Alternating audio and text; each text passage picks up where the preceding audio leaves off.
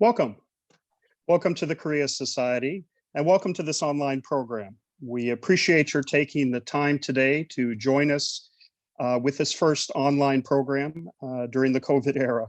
And we thank all of you for taking the time to listen today to Orville Schell.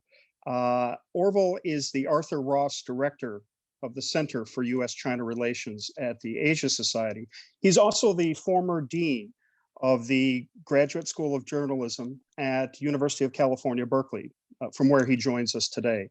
And Orville is the author of numerous works, including in 2013, Wealth and Power with our good friend John Delury from Yonsei University.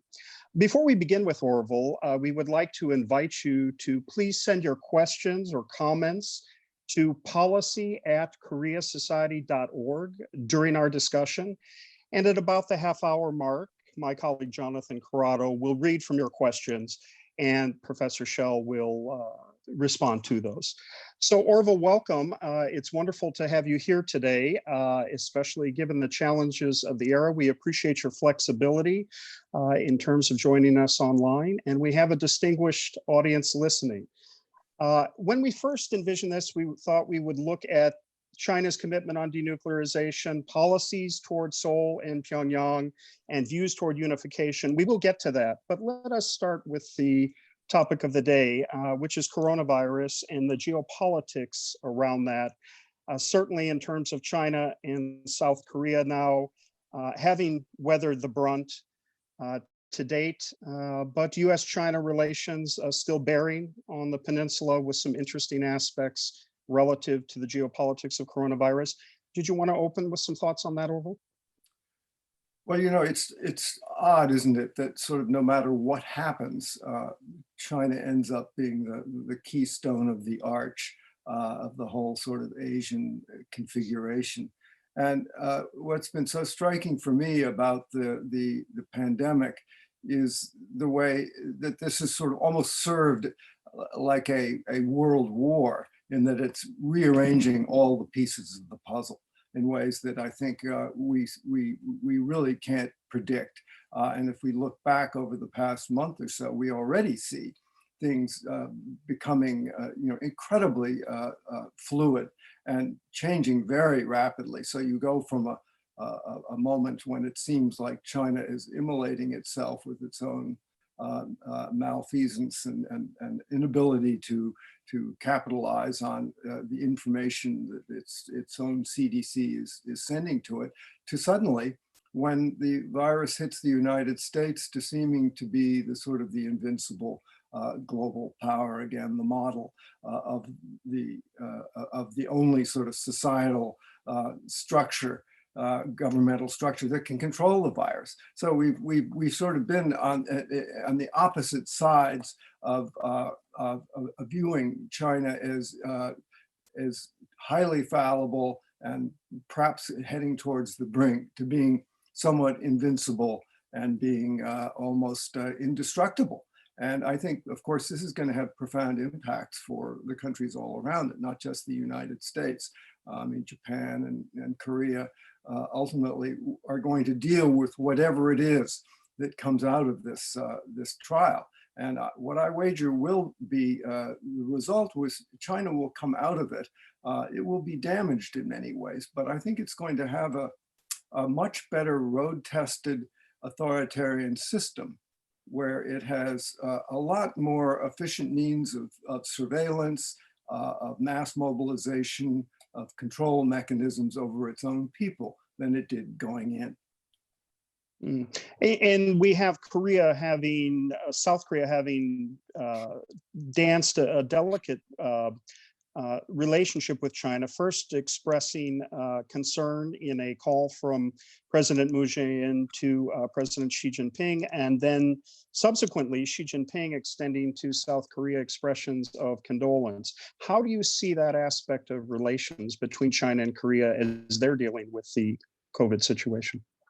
Well, I mean, Korea certainly always has to be mindful of China, doesn't it? Because it is so close and it is such a major trading partner. And it too has been through various sort of almost equal and opposite attitudes towards China.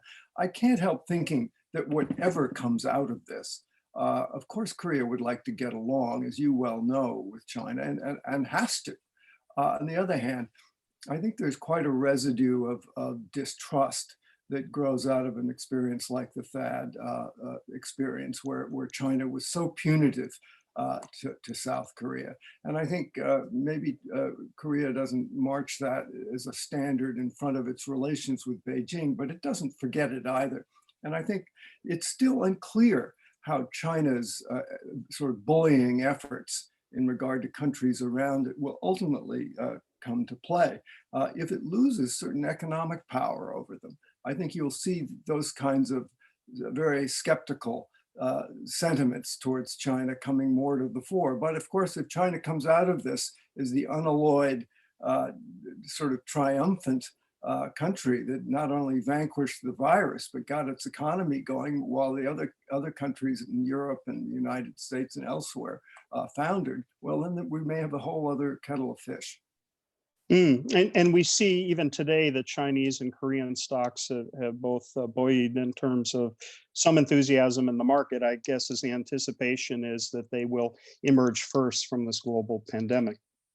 Well, I think, you know, that may be the case, although just as we could not have predicted the way the worm has turned in the last month and converted China from, from having abjectly failed to get control of this pandemic at its early stages to being sort of the triumphant victor, it may come to pass that we see another radical change of a similar nature that we can't quite prefigure at this point. I mean, this is what's so impossible, makes predictions so impossible, and why I think, you know, economic forecasters have been just completely caught off guard. I mean, initially, they didn't imagine that there was going to be such a huge impact. And now, of course, they're running for the doors. So the truth is, we really have no equations that we can use to kind of factor all of the problems that are boiling around us into one equation and come out with any answer, because it's so fluid and things are changing so rapidly. How do you see the situation for Seoul relative to managing the narratives as they're coming out of Beijing and Washington, for that matter, given the fact that we've had some conflict between the US and China, and some blame, and according to the New York Times just yesterday, a move now to try to assuage that, to try to reduce the big power tensions? You know, I recently had a meeting with I won't, he'll remain nameless, a very high-ranking Korean diplomat, and the whole meeting was basically him sort of saying, not exactly complaining, but expressing a fearfulness about so many problems were arising, and the US was so asleep at the wheel in so many ways that Korea seemed to be thrown a little off balance. I can't help thinking, I think that's an accurate assessment of the situation. It's like the sun goes out, sort of the central principle in the heavens disappears. But it may pose some interesting opportunities for countries like Korea and Japan to take more leadership themselves. But of course, the only way a country of the size of Korea could do that would be to team up with some others. And the challenges there are, is the logical partner is Japan, and things aren't very, there's a lot of unsettled territory between the two countries. But I think that's going to be the new reality. Even if there's a new American president, that countries like Korea are going to have to find ways to parlay their own abilities, which are significant, and their economic clout, even some military clout, into a different kind of a currency. And certainly we see South Korea with a certain currency now, given the tremendous diagnostics and their ability to address this situation. And I believe we've 150 nations that have actually reached out to South Korea for assistance in that regard. How do you see the management of that and the appeal of that forward? I mean, I think that's very interesting new aspect of soft power, isn't it? I mean, the ability of a society to function when a crisis strikes and to do it well and to do it in a way which is utterly antithetical to the way the Chinese did it, which was through various kinds of much more autocratic, authoritarian control mechanisms. I think here, South Korea, and to some extent Japan, although the returns are a little uncertain there, and certainly Taiwan and Singapore are models. And I think that will give them a certain standing. But nonetheless, I think the reality for a country like Korea is that it is relatively small. China is enormous, and it has to reckon with it somehow. And the only balancing tool that's really been effective in the past is America. And if America goes missing, then to reinvent itself is not easy. But as in everything, you know, whenever there's been a war, the old structures have fallen apart. Sometimes they've been replaced with good ones, new ones, Marshall Plan after World War II, other times with nothing or very bad alternatives after World War I. That's going to be the challenge after this, because it's going to bust the ice up. But how it's going to refreeze and what kinds of new structures and who's in charge and who has the ascendancy of power and influence is going to be absolutely crucial. And right now it looks very uncertain just who the leaders are going to be. And it's possible that China will come out much stronger and with much more influence. But on the other hand, it's also possible China may still run into some extremely difficult problems. Mm. How do you feel the Chinese are doing relative to managing the relationship with North Korea? North Korea on the COVID front claims that it has no cases. There is a transfer of goods reportedly just opening up again at Dandong, but some hesitation reports of Chinese truckers not wanting to come back in because of the fact they'll be in quarantine. But really North Korea sealed off at the same time reliant on China for 90+% of its trade and fuel and foodstuffs. Well, Stephen, I think you put your finger precisely on the paradox that, you know, the so-called hermit kingdom of all hermit kingdoms, in one sense, is perfectly positioned to isolate itself, quarantine itself, and remain sort of in exile from the roiling world of pestilence outside, right? But on the other hand, it's dependent on China. This permeable membrane across the Yalu River with all kinds of extracurricular trade coming in and people going back and forth, and that is also its lifeline. So it's, in a certain sense, that the notion of the hermit kingdom isn't quite so as true as we sometimes like to believe. It's very hard to know. I don't know what you've been hearing about what the state of grace is in terms of the epidemic. But if any country can protect itself and isolate itself, surely North Korea has to be high on the top of the list. Yeah, you've been on those flights into Pyongyang. I mean, what are there, 2 a day at most?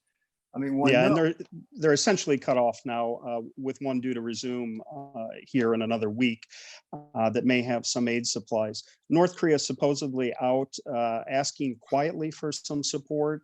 The assumption by many analysts that it must have cases. How could it not with China and South Korea on both sides, even if they have pulled down that critical wall? How do you see China's strategy relative to the peninsula having shifted perhaps from where we were 2 years ago, enforcement of sanctions around the denuclearization issue, and now it appears a warming trend in Beijing-Pyongyang relations? Well, it seems it's sort of axiomatic, isn't it, that when relations between China and the US go on the rocks or become more fraught, that China and North Korea seem to find a way to start talking, and you know, there is something of a triangular chess game going on here. So I think as Trump's the rather sort of hardline anti-China faction in the White House, as that has gained ascendancy, I think the natural tendency for the Chinese is to hedge their bets with everyone else around them to the best of their ability. I think this virus has preoccupied everybody. Mm-hmm. I think we really have to wait and see how its effects manifest themselves on these other relationships that Mm-hmm. that are important but aren't at the center of the crisis. Mm-hmm. How do you think to take and to move away from COVID a bit more towards longer term foreign policy perspectives of China towards Seoul and Pyongyang, but also toward the aspects of unification? How do you think the Chinese feel about this in the end? Well, I think as the relationship with the United States becomes more tense and more antagonistic, then of course the prospect of the Korean Peninsula unifying under the aegis of the South becomes much more problematic for China. It's already problematic before, but the idea that we may be in a Cold War and you would have a US military ally creeping up to the Yalu River is, I think, very unwelcome from the Chinese perspective. So I think we have to wait and see. In a certain sense, we could say engagement is gone, and it doesn't even have a hope of a sort of a latter-day version being reborn at this point. I think everybody who has half a wit recognizes that China's still there and we have to get along with it somehow. And we need mechanisms to do that, even if we don't particularly find them a society to our liking and believe we're diverging rather than converging. We still have to deal with them. And here again, I think Korea might play some salutary role. It is stuck in the middle. And maybe that's a role it could play to help do something that would help the US and China find some greater equipoise rather than just to be careening towards the abyss, as it would appear that we are now, despite the 747s landing in New York with PPE and masks and breathing machines. But that's a pretty thin reed. And there's not a lot else going on between the two countries now that's very helpful. How does the larger issue of the tensions, for example, the US-China trade tensions that were dominating headlines until the pandemic, and this broader shift in US policy toward China, weigh out then in terms of what needs to be overcome to move specifically issues along on the Korean Peninsula, denuclearization, peace regime, and to create broader stability for Northeast Asia? Well, it's a shame in a way that if the virus is going to come, that it came on top of a trade war. Now, there was an opportunity there, in my view, and actually it was an opportunity that either Trump or Xi could have taken up. But Xi, in a way, might have been more logical because the virus hit there first. He could have said, listen, this is a global problem. Yes, it started in China. These things could start anywhere. But once they start, we're all in this together. I want to declare that we are committed to working globally to resolve this. And we'd like to take the United States on as the other large power as a partner and confront this jointly in recognition that there are a host of these global problems which cannot be solved without people coming together, like climate change, nuclear proliferation. If he had done that and not been so thrown off balance by their own, poor handling of the problem in Wuhan, he could have transformed himself, I think, into a leader of real global credibility.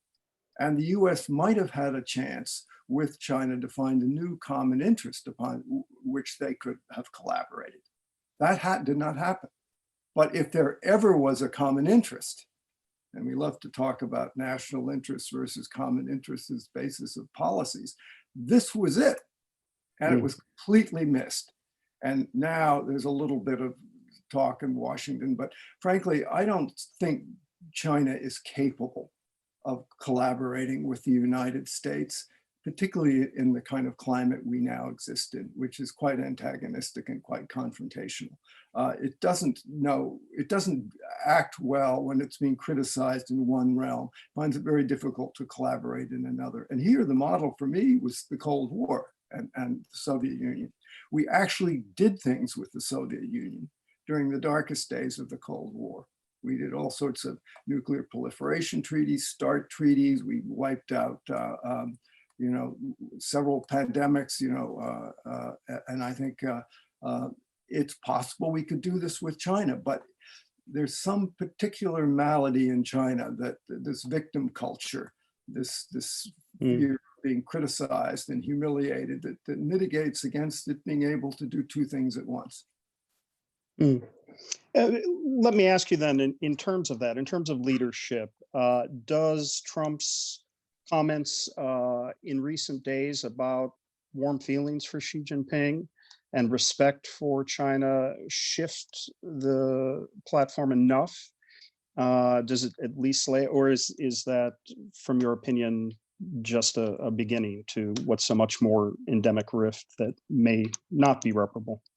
Well, that's an interesting question, Stephen. I think actually here, although one never knows whether there's method to Trump's madness, one can at least construe a certain method to it. Namely, Trump keeps friendly relation, talks nice, talks about his friend, talks about how well Xi is doing, et cetera, on the one hand, keeps that door open. But on the other hand, sort of the second tier of the government works to challenge China and to criticize it. So that you do have a kind of a double barrel approach. If you construe it that way, there is a certain logic. It isn't just pure inconsistency and contradiction. But I really don't know, I don't sometimes know quite how to construe what the White House is doing. Today, we are going to release a very interesting statement signed by almost 100 people, Republicans and Democrats, that was put together by Kurt Campbell, a former Assistant Secretary of State for East Asia, Steve Hadley, the former National Security Advisor, myself, and Susan Shirk at UC San Diego, calling on the two countries to really get together and lean into this pandemic jointly. And setting aside obvious differences, which we cite. You don't need to love China, and you don't need to agree with China to be able to understand that this challenge is a global challenge and we both are threatened by it. Now, will that be possible? Trump is doing a little bit of this now, as I say. There is a faction in the White House that's been talking to China. They have been receiving some kinds of material by airlift from China to help in hospitals here. But will it be able to grow and elaborate itself into something meaningful, some real muscles? I don't know. But there is an opportunity here. And whether both sides can pick it up is another question. Before we turn to the audience questions, Orville, if I could ask you one more question on the leadership issue, and that is, at first it appeared that the pandemic was creating a crisis for Xi Jinping, for Moon Jae-in, for Abe, some have suggested for Trump. There has been the counter narrative lately that it has given a boost to some of the leaders in terms of response. And we certainly have seen President Moon's poll numbers go up at a critical time before they head into the April 15th National Assembly election. How do you think the relationship between the health crisis and the legitimacy or validity of leadership plays out on China, Korea, and in Northeast Asia? I think it'll probably be somewhat different in each country. I think President Moon has done pretty well because actually the Korean government and system has risen to the occasion in a pretty respectable way. In the United States, it's another kettle of fish. We really did miss the boat. I mean, like China, oddly, if you divide the pandemic drama up into two acts. The first act in both China and the United States was one of abject failure, refusal for different reasons to recognize the problem and to engage in a kind of a cover-up game and to blame someone else. The second act in China worked out pretty well. Now, whether the second act in America works out reasonably well as we get ourselves together, get testing going and whatnot, I don't know. It looks unclear, looks uncertain. So I think President Moon may come out looking a little bit stronger from all of this. And so far as we can see right now, she seems to be climbing up the mountain again. But who knows, because there's so many weaknesses in that system. And he has really alienated so many people. And the way in which the system is becoming tighter and tighter and tighter does alienate, you know, a group which you could say is just eggheads, but it's the professional people, the educated people, the urban people. There's an awful lot of restive attitude towards the way he's managed his country. So it's really hard to know. It's a black box, which we have a very difficult time seeing into. Well, thank you, Orville Schell. And we'll turn now to questions. Again, those listening and viewing, please go to policy@koreasociety.org, meaning send an email to policy@koreasociety.org for Orville Schell. And my colleague, Jonathan Corrado, will pick up from here. Thanks very much, Stephen. Yeah, looking forward. So we have gotten so far 3 questions from our audience members. We encourage you to keep sending those in, but I'll go ahead and start us off. And I have my own question. I'll abuse my prerogative as the question moderator to add my own question in there. But we'll start with Francisco Martinez, who's a student of Professor Noerper's at Columbia University. And Francisco asks, following the worldwide backlash against China due to its handling of coronavirus, do you believe that Xi Jinping will make a demonstration of power in its vicinity? A couple weeks ago, China pressured Taiwan with some air raid drills when Taiwan was arguing for membership in the WHO. Yes, I mean, Taiwan, for example, they've just ramped up. They've had some overflights at night, which is something very new across the sort of the demarcation line in the Taiwan Straits. And they are pushing Taiwan extremely hard. So we don't see any real sign yet that they are chastened into a more accommodationist mode vis-a-vis China, vis-a-vis Taiwan. And it'll remain to be seen how they respond in regard to the South China Sea, Hong Kong, and other areas like that. I suspect that if Xi comes out looking pretty good in this Act 2 part, where they've managed to arrest the spread, or so it seems, if it doesn't flare up again, I suspect he's going to take a much harder line. And he will view that as a kind of a mandate to then be more you know, unilateral in his decision making. Okay, thank you. Our next question is from David Roden. David wonders, any thoughts on Russia's intentions given their history in the region? So I guess that pertains to both Russia-China relations and Russia-Korea relations. Well, it's interesting, isn't it, that Russia was really the first country to shut down its 4,000-mile-long border with China, and China didn't make a squeak, whereas it did complain when Trump stopped air traffic to China. So, I mean, Russia and China have a very curious historical relationship. They've never gotten along particularly well for very long. And basically, I think, don't share a tremendous amount of warm historical feeling. And I think you could say the United States and China does have a substantial fund of that good feeling. I think what binds them together now is really a sort of opportunistic, transactional, you know, interest. And they are also bound together by a psychological syndrome of both feeling beset upon, disesteemed, disrespected, by the arrogant liberal democratic West. So there's a fraternity of kind of you know, victimization that I think makes both feel quite close together.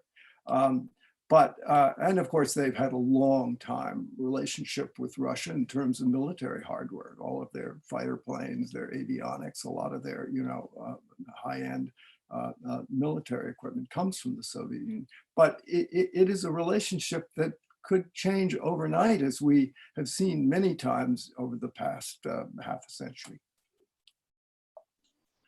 Okay, great. Our next question comes from Sean King at Park Strategies. Sean asks, conventional wisdom suggests Trump is tough on the PRC, but hasn't China made gains from things like the White House shaking down ally South Korea on defense costs? Well, I mean, you could say that China has benefited. I don't think that was as a result of anything China did, good or bad. It was just trying to kind of Trump malfeasance. I mean, I don't know why he does that. He could have, I'm sure he could have leveled out the relationship and gotten Korea to pay more without, making such a crack in the alliance. My own view, I think the alliance is one of the most sensible and important kind of structures America has in Asia, and to do anything to weaken it is really counterproductive. So I think China really got a freebie there. Trump undermined something that they were ill-disposed to begin with, but it wasn't because of them that Trump did it. So my next question is actually from myself. So I wanted to wonder about the Sino-North Korean Friendship Treaty, signed initially in 1961 and up for renewal every 20 years. And we're coming on the next phase of renewal, which will be for 2021. And I think there has to be a certain amount of advance notice if it's not going to be renewed. So just wondering, what is the meaning of this, the deeper strategic meaning? Is there anything? Is it a symbolic representation of their relationship? And does this help us to measure the closeness or lack thereof of relations between Beijing and Pyongyang? Well, I look at the friendship treaty a little bit like I look on Chairman Mao's portrait on Tiananmen Gate. I mean, it's there. And what does it mean? Well, what it means is if you took it down, it really would mean something. But if you just leave it up, you don't have to confront the problem. So I think the friendship treaty with North Korea, I'm not sure what every Chinese diplomat I've ever spoken to kind of chuckles and laughs and shakes his head when you raise a thing like that, as if this is very quaint and retrograde, but they're not going to do anything against it. So it's there, and to change it would be too monumental for them to do that, and they like the status quo, and I don't think they particularly love North Korea. The real question is, how is the economic collapse, which is now rippling around the world, going to affect sanctions? How is it going to affect the trade deal with China? In other words, all of these sort of economic levers and economic arrangements are also going to be threatened and thrown into disarray. So I'm not, I mean, it may end up that North Korea will be sanctioned just because the world economy stops, but what will that effect be? Who knows? We're all going to be suffering from that. So we saw China get tougher on sanctions around 2017. I wonder what might have to happen for them to take another strategic shift in their relationship with North Korea. What would have to happen for China to get even tougher than they are right now? We've seen some relaxation of their implementation of sanctions, particularly in terms of ship-to-ship transfers of oil, et cetera. Could you imagine any factors that would precipitate Beijing to get even stronger than they are right now, to go a little bit further? I think the relationship with the United States would have to improve substantially, and not just epiphenomenally, but in a more deep and profound way, so that China didn't feel threatened. And here, interestingly enough, you get back to the very toxic role that our different political systems play, because they're so different. Not only are they different, they're becoming more different under Xi Jinping. the conceit of a liberal democratic system, even when it doesn't function very well, and a Leninist one-party state, which she is perfecting. So as long as you have those massive differences sort of challenging the two countries, it's very difficult to imagine how we're ever going to be able to come together in a way which might make China feel relaxed enough and relieve it of the deep paranoia it feels about the US and peaceful evolution and all of these sort of color revolution strategies to overthrow it, so that it might feel able to trust the United States that some kind of a new, formula for the peninsula, Korean Peninsula, would work and wouldn't menace them. So I think, as you well know, they just see North Korea as one great giant buffer zone. If there was nobody there, they wouldn't care. It's just something between them and an American ally.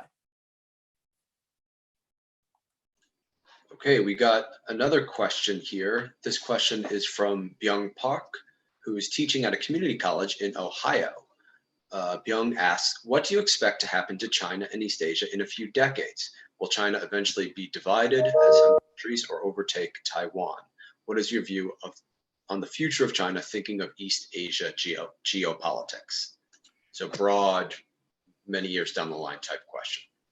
Well, the reason why this is so hard to answer is because Xi Jinping has sent China off on a new compass course by basically abrogating any pretension to reform, maybe a little political, economic reform, but no political reform. As long as there was the presumption that grew out of Deng Xiaoping's reform era, that China was slowly changing, then you could imagine that things were going to slowly come closer together and converge, and the so-called East and West, that the twain would ultimately, albeit in a long time, meet.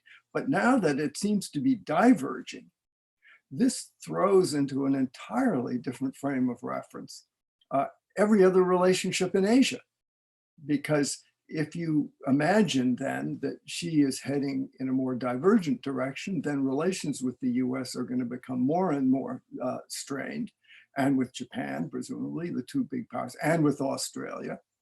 So one can only imagine, as long as Xi Jinping keeps on this course, never mind what's happening in the United States, that we're going to see an increasingly more fraught and contentious relationship with the US. And thus, it's going to be very difficult for the surrounding countries to do anything but sort of do a very artful dance in the margins in between. So we did get another question here, this time from Anastasia Gracheva. She's a political science student at Columbia University studying China, US, Japan trilateral relations. And she wants to know, how will China's coronavirus response impact the future of China-Japan relations, particularly in the post-Abe era? So looking at what China's response is going to mean for China-Japan relations. And then she asked as a follow-up to that, will this spill over into its relationship with South Korea? Well, I mean, I think, Abe will not be around forever. I mean, he is sort of one constant in the alliance, the American alliance in Asia. And I think he's been edging up a little closer to China of late, but I don't think that's represents a deep change of heart. It's transactional, it's practical. China's a big trading partner, and I think she views it in the same way. But they have the whole question of the East China Sea still unresolved. That's just slumbering for now, but that can get very contentious, and you get Chinese ships trying to ram Japanese ships, and you could be off to the races very easily if that heats up again. So these things tend to be episodic and driven by it's very difficult to know sometimes what in China. So I don't see anything changing in a radical way, but there'll be some superficial efforts, I think, to bring the US, bring Japan and China closer together, at least on the trade front. But here again, the alliance with the United States is the key link. And if we don't forge it more tightly and strongly, and if we and it's the best of the alliance so far, then that whole structure is going to wobble, and then China's going to there'll be very little resistance to what it does around Asia. Our next question picks up on that alliance relationship from Patricia Yuan. Patricia wants to know about your thoughts on the cost-sharing negotiation that's currently underway between South Korea and America, the military cost-sharing agreement, where the White House is demanding that South Korea pay more. Patricia wants to know if you could share your thoughts about that. Well, listen, let's just say that perhaps the South Koreans should pay a little more, but it seems to me the negotiation could be done more delicately and with more respect for Korea. I mean, this is a long-term relationship. It's been a very good relationship, and to treat it in a cavalier manner, it seems to me to have no upside whatsoever, except to make the Koreans worried and concerned about the fidelity of their partner, namely the United States. So I think it's very, very foolish to do anything but try to keep the alliance with Korea and Japan in as good repair as possible. And if there are inequities and the playing field needs to be leveled a little, my God, we've had a relationship for decades. We ought to be able to work that out without tipping the boat over. Okay, that's going to do it for our audience questions. So I'll turn it back to Professor Noerper. Thank you very much. And thank you, Orville, for your insights. And we certainly share your thoughts about the value of the alliance and the need to keep that strong and friction-free, or as friction-free as possible. We would invite everyone to please see our resources in that regard at koreasociety.org, where you can also access podcasts such as the one that will be made for this program. I'd like to extend a few thanks today, certainly to Orville Schell, the Arthur Ross Director at the Center for U.S.-China Relations at the Asia Society, for spending his time with us this hour, as well as to Jonathan and to Peter, our Director of IT, and the entire hardworking team at the Korea Society. We invite you back next week for a discussion on the geopolitics of coronavirus, Japan and Korea, a co-hosted program between the Korea Society and the Japan Society. More information on that up at koreasociety.org, as well as the Japan Society website. Orville, stay healthy out there. Thank you for taking the time today. And same to you, Steve. It's been a great pleasure. I'm not sure we've answered any of these great riddles, but certainly time will. Oh, you certainly have made the hour rich, and we appreciate that. And we would encourage everyone who is not a member to please join the Korea Society at koreasociety.org. Orville Schell, thank you. And we look forward to our next discussion with you, and have a safe, healthy week. Thank you all. Everyone else.